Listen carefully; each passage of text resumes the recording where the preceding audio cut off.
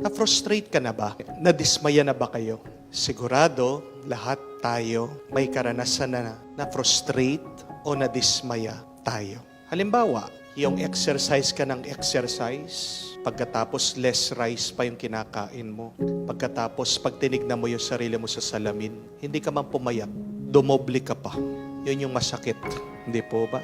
O kaya naman yung ginawa mo naman lahat, pinapasubmit ka ng mga requirements doon sa trabaho. Nakuha mo na ngang gumastos, umutang para makapasok ka doon sa trabaho yun. And then all of a sudden, sasabihan ka na meron na nauna sa'yo na nakuha. O maaaring yung iba sa inyo, pumasa na, nabigyan ng visa. Meron ng plane ticket, nakasakay na sa eroplano, lumipad na yung eroplano. Pagdating doon sa airport, dininay ka na papasukin. Pinapabalik ka dito sa Pilipinas. Airplane to airplane, airport to airport. Nakaka-frustrate, nakakadismaya. O baka naman yung iba sa inyo naranasan na may in-order online, bumili ng damit. Pagkatapos pagdating sa'yo, pagbukas mo hindi damit. Anong binigay? Lapis. O baka naman yung iba sa inyo, nagtitiwala doon sa doktor, sinabihan kayo na mabubuhay pa, yung inyong minamahal na may sakit, may chance pa. So pumayag ka na ipakimo, radiation, o dialysis. Then all of a sudden, ilang buwan lang, ilang session, namatay, nawala yung iyong minamahal.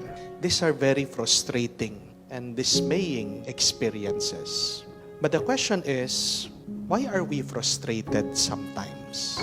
Bakit ba tayo nadidismaya minsan? Ang sagot, dahil meron tayong hinahanap, dahil meron tayong hinihintay.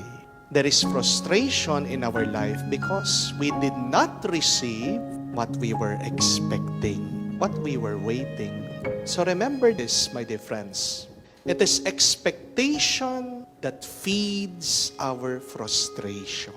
Ang tanong, paano ba natin maaalis ang karanasan na nadidismaya, nabibigo, nalulungkot, o na-frustrate sa buhay? Dalawang paraan lang po. First one, remove your expectation. Kung ayaw mo ng frustration, remove your expectations. Alisin mo yung mga hinahanap mo, yung mga hinihintay mo. Kasi kung tinatanggap mo lang kung anong binibigay ng Diyos sa'yo, araw-araw, wala kang hinihintay kung hindi yung tanggapin mo yung mga biyaya at grasya ng Diyos. Papasalamat ka, ano man ang dumating o walang dumating, I tell you, you will become a lot more happier and a lot more peaceful. Halimbawa, kayo po mga mag-asawa, bakit na-frustrate kayo yan sa inyong mga asawa? Diba? Meron kayong set of expectations sa kanila. Kasi gusto nyo yung asawa nyo perfecto eh. Iniisip nyo na hindi niya dapat ako niloko. Hindi dapat siya magsinungaling. Dapat wala siyang tinatago sa akin. Tama naman po yung mga bagay na yun. Pero tandaan niyo po, nobody's perfect. Even your husband, even your wife, even your partner. And people change. No matter how good they are, no matter how kind they are when they started, nobody's perfect and everybody changes. Kung palagi mong hinihintay, hinahanap, dapat asawa ko, pagkatapos sa trabaho, umuwi dito, dapat hindi ako pinagbubwisitan, dapat palaging masaya, pinapatawa ako. You are just creating a very frustrating experience for yourself. Remove that expectation from your partner, from your spouse, from your wife. Dahil ang tunay na pagmamahal, hindi po ba dapat may pagtanggap? Acceptance for what is, for who they are, for who they will become in the future. Amen? Bakit din po yung mga iba sa inyo na-frustrate, nadidismaya sa mga kamag-anak nyo o baka mismo sa mga kapamilya nyo? Because you're expecting something from them. Hinihintay mo, hinahanap mo na dapat suportahan ka, tulungan ka, gabayan ka. Pag nahihirapan ka, dapat sila yung nandoon na magpupuno ng iyong mga kukulang. Pero ang katotohanan minsan, yung mga kapamilya natin, yung mga kamag-anak natin, sila pa yung mga hindi tutulong sa atin. Di po ba? Minsan ang katotohanan nga, yung mga hindi natin kakilala o hindi naman natin kadugo, sila pa yung mga mas mababait sa atin. And we have to accept that.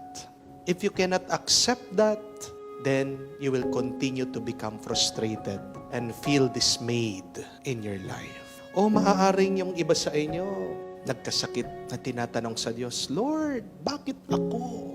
Pag hinihintay mo, hinahanap mo, in-expect mo, hindi ka magkakasakit, forever kang malakas. Niloloko niyo pong sarili niyo. Because this is the kind of life that we have. We grow old, we get sick, we become weak. Wala naman pong exempted sa atin sa sakit at sa paghihirap. Hindi po ba? Kung gusto mong maging mas masaya, alisin mo yung mga hinihintay at hinahanap mo sa iyong buhay. But the second way to remove our frustrations and dismay in our life is this. Hope. Umasa ka. At ano po ang pagkakaiba ng expectation from hope? Magkaiba po yung meron kang hinahanap dun sa umaasa ka. When you say expectation, I mean, you are waiting for your dreams to come true. But when you say hope, you are waiting for God's dream to come true. Magkaiba po yun. Yung expectation, ang gusto mong mangyari, yung kagustuhan mo. Yung hope, pag-asa, ang gusto mong mangyari, yung kagustuhan ng Diyos. Malaking pagkakaiba po yun. Pag yung gusto mo lang, yun yung mangyari. Pag yung panaginip at plano mo, yun yung hinahanap mo, mapofrustrate ka. Dahil hindi naman palagi yung kagustuhan mo at yung plano mo yung mangyayari. Di po ba? Not all of the time. What we want, we will get. That is the reason for our frustrations. But remember this, God's desire will always come true. What God wants, God will get.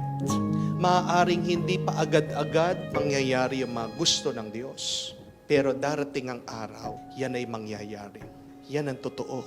Pag sinabi ng Diyos, mangyayari.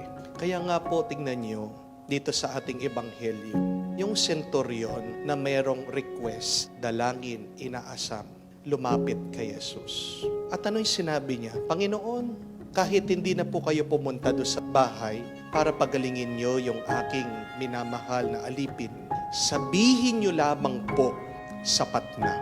Just say the word and it will be done. My servant will be healed. Kasi umaasa yung centurion doon sa salita ng Diyos. Naniniwala siya sa salita ni Jesus ay makapangyarihan at nakapangyayari. You go back to the book of Genesis. How was this world created? Only through the word of God. So our hope is in the word of God. Ang salita ng Diyos ay hindi lang basta-basta salita na hangin at walang laman. Ang salita ng Diyos ay napakalakas. Ito ay buhay, makapangyarihan. So, whatever your problem is, whatever your prayer is, say it to the Lord. And after requesting, opening up your concerns to God, be like the centurion and say, just say the word and it will be done. Panginoon, ito po yung aking hiling. Panginoon, ito po yung aking plano. Pero kayo po, kung sasabihin nyo lamang, kung magsasalita kayo, mangyayari yung aking pong hinihiling. Umasa tayo sa salita ng Diyos. Dahil ang salita ng Diyos ay nakakapag-milagro. Amen? So believe in God, my dear friends. Hope in the Word of God. Because God never disappoints us. We may wait a while, but wait. Because waiting for His Word, waiting for the Lord is worthwhile. Yeah, yan po yung ating dasal at dalangin. Panginoon, tulungan mo kami na alisin ang aming mga hinahanap, hinihintay, at turuan mo kaming umasa sa iyo.